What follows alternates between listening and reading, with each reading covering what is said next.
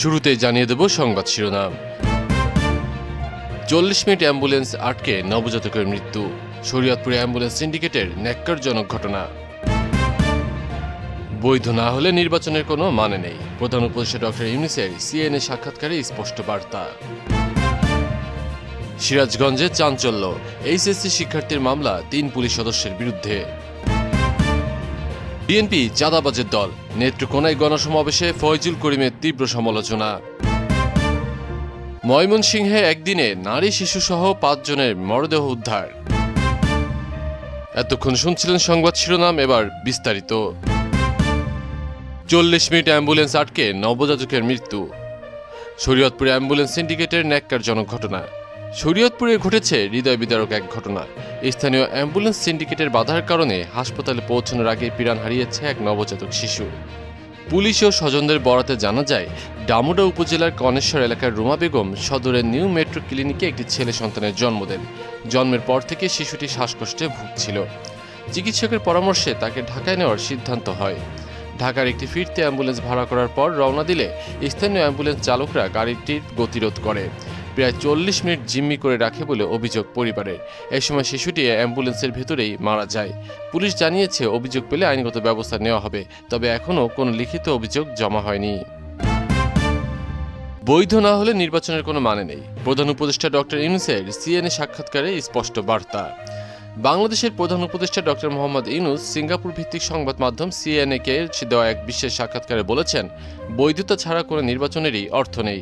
তিনি জানান, আগামী ফেব্রুয়ারিতে একটি অবাধ, সুষ্ঠু ও সবার কাছে গ্রহণযোগ্য নির্বাচন আয়োজনের জন্য সরকার ইতিমধ্যে বড় ধরনের সংস্কার কার্যক্রম হাতে নিয়েছে।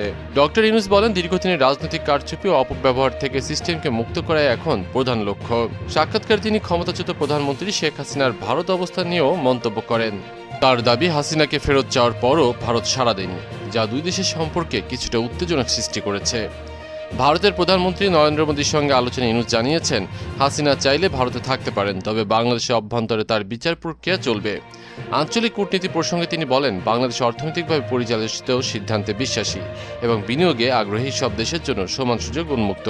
পাকিস্তান, চীন ও ভারতের সঙ্গে সুসম্পর্ক রাখতে চায় সরকার।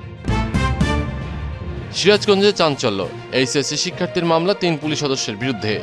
সিরাজগঞ্জের উল্লাপাড়ায় এক এইচএসসি পরীক্ষার্থী 3 পুলিশ সদস্য সহ 4 জনের বিরুদ্ধে চাঁদাবাজি ও নির্যাতনের অভিযোগে মামলা করেছেন। 14 আগস্ট বৃহস্পতিবার উল্লাপাড়া আমলি আদালতে ভুক্তভোগী জাহিদুল ইসলাম মামলা দায়ের করেন। আসামিদের মধ্যে রয়েছেন উপপুলিশ পরিদর্শক আব্দুল হালিম, এসআই মেজবা, এএসআই আব্দুল সাত্তার এবং প্রধান আসামি বালসাবাড়ি গ্রামের রুবেল।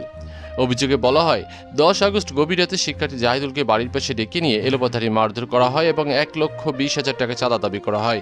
টাকা না দেওয়ায় তার কানের পর্দা ফেটে যায় এবং গুরুতর আহত হন তিনি। ঘটনার পর স্থানীয়রা তাকে উদ্ধার করে হাসপাতালে পাঠান। মামলায় আরও উল্লেখ করা হয়, ঘটনার পর ভুক্তভোগীর পরিবারকে হুমকি দেওয়া হয়েছে এবং এক সাক্ষীর কাছ থেকে 20,000 টাকা আদায় করা হয়েছে। এই বিষয়ে ওসি রাকিবুল হাসান বলেন, অভিযোগটি সত্য নয়, তদন্তে সবকিছু পরিষ্কার হবে। আদালত মামলাটি পুলিশ ব্যুরো অব ইনভেস্টিগেশনকে তদন্তের নির্দেশ দিয়েছেন। বিএনপি চাঁদাবাজের দল, নেত্রকোনায় গণসমাবেশে ফয়জুল করিমের তীব্র সমালোচনা। নেত্রকোনায় গণসমাবেশে অংশ নিয়ে বিএনপিকে চাঁদাবাজের দল আখ্যা দিলেন ইসলামী আন্দোলন বাংলাদেশের সিনিয়র নেতা ফয়জুল করিম। বৃহস্পতিবার বিকেলে শহরের মোক্তারপাড়া মাঠে আয়োজিত সমাবেশে তিনি বলেন, বিএনপি ক্ষমতা না যেতেই টর্চার সেল গঠন করেছে, খুন, ধর্ষণ ও চাঁদাবাজি চালাচ্ছে।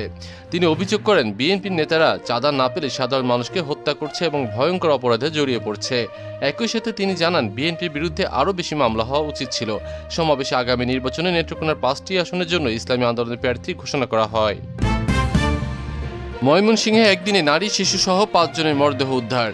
ময়মনসিংহ জেলায় একদিনে নারী ও শিশুসহ 5 জনের মরদেহ উদ্ধার করেছে পুলিশ। বৃহস্পতিবার সকাল থেকে সন্ধ্যা পর্যন্ত জেলার বিভিন্ন স্থানে এই ঘটনাগুলো ঘটে। নগরীর কোনাচিপাড়া এলাকায় পুকুরে গোসল নেমে 11 বছরের শিশু আবু হুরাইরা মারা যায়। একই দিনে ব্রাহ্মপল্লী রোডের একটি আবাসিক ফ্ল্যাট থেকে ফরিদে ইয়াসমিন নামে এক নারীর মরদেহ উদ্ধার করা হয়।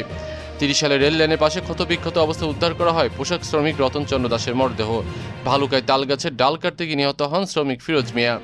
এছাড়া নান্দাইলে বাঁশঝাড় থেকে আসমা খাতুন নামে এক নারীর ঝুলন্ত মরদেহ উদ্ধার করে পুলিশ। গফরগাঁও নৌকা থেকে পড়ে সেলিম নামে এক ব্যক্তি নিখোঁজ রয়েছেন। ফায়ার সার্ভিসের ডুবুরি দল এখনও উদ্ধার তৎপরতা চালিয়ে যাচ্ছে।